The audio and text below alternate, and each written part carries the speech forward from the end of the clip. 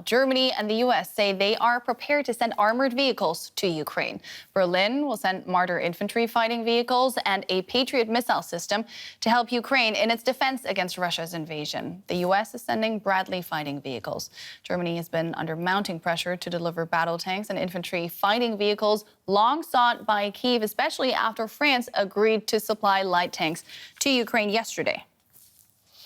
And as individual NATO countries step up their military support of Kyiv, the alliance's chief says he believes there's been no change in Vladimir Putin's goal to take over Ukraine.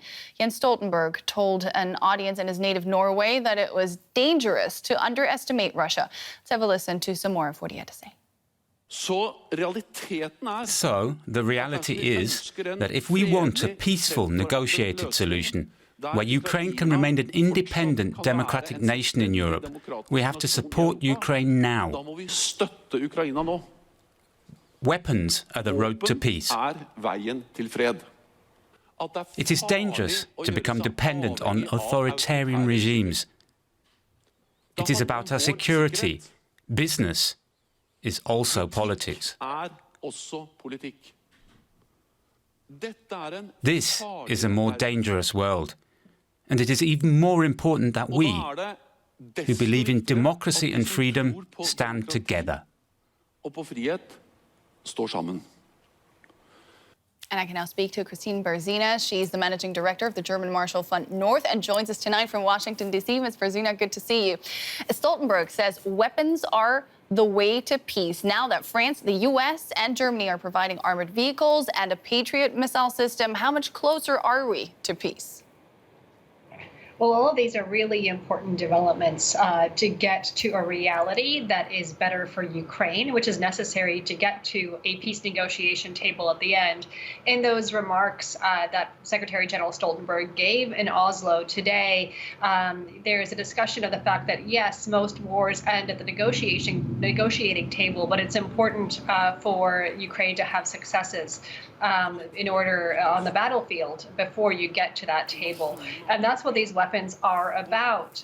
There's a lot of warnings also in what he said about having peace just where it stands right now. And what's not being said, but what the undercurrent is that Russia has to lose. And this is something that many Western leaders around people around the world are perhaps less comfortable with. Yes, Ukraine should do well. It should have its territory.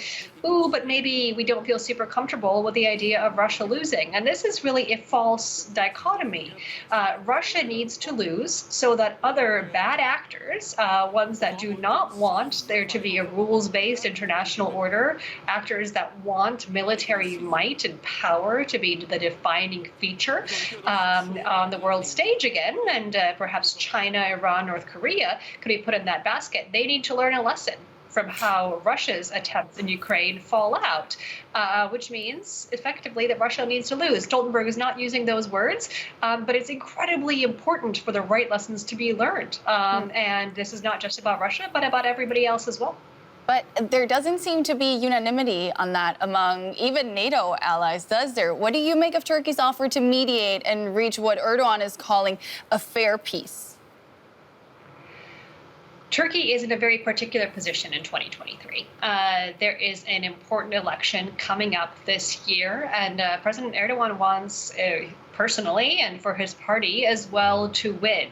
And one way we see President Erdogan flexing his muscles is on the international stage. So you see here, I think, a bit of the tension between domestic politics, really, at the election box, and the big picture. It would be so much more efficient for the good of NATO as such to be the defining feature of all NATO ally leaders' political decisions and their strategies, but that unfortunately isn't often the case. And so, of course, there's tension across NATO as well. Yes, support for Ukraine, but how far that goes in each country, and how do personal stakes and personal election outcomes, for example, in the case of Turkey, play into that? Well, that's a different story. How much does that weaken the alliance? The alliance has been doing a very good job. I think that it is still fairly, it's coherent. There are these bubbles that come up across the alliance. And here, perhaps we're seeing one too. But we have been with Turkey playing a very unusual game, but not for the first time in history, between the alliance as such and Russia. And when we look at, for example, the Finnish and Swedish bid to enter NATO, Turkey seems to be also the outstanding country with Hungary. But Turkey wants to be strong in the context of NATO, and President Erdogan thinks it's very important also to get the votes that he needs to show himself as being a strong actor and not just a pushover or a follower in the context of the alliance. It's not ideal. So far, I don't think it has hurt too much. Stoltenberg touched on a lot of topics today. He also talked about dependencies on authoritarian states. Are countries in the EU and beyond, in your opinion, doing enough to not repeat the mistakes they made with Russia?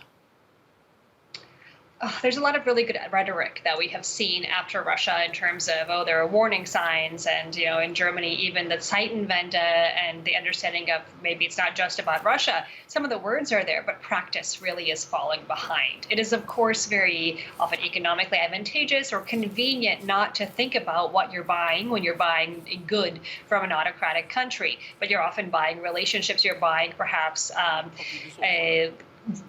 actors coming to your country who could have two hats at the same time. You do not think about what could happen to a merger or a partnership down the line. The EU has been putting lots of new suggestions on the table about how these things should be looked at, but it is often up to the countries of the EU themselves to put this into place. And one thing is, of course, taking a law and putting it on the books, and a different thing is enforcement. And one thing is, how do you do this moving forward, saying, okay, from today, we are going to be more careful with, say, Chinese investment, but what has already happened in the past few years? And it's going to be difficult for many countries to make sure that they are being as smart and forward-looking for strategic reasons and in the economic space on critical goods, raw materials, products, as they perhaps would like to be. And then there are countries that maybe are less inclined to be opening these books and looking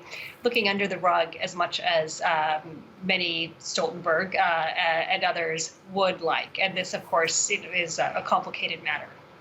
Excellent analysis. Christine Berzina of the German Marshall Fund, thank you so much for that. Thank you.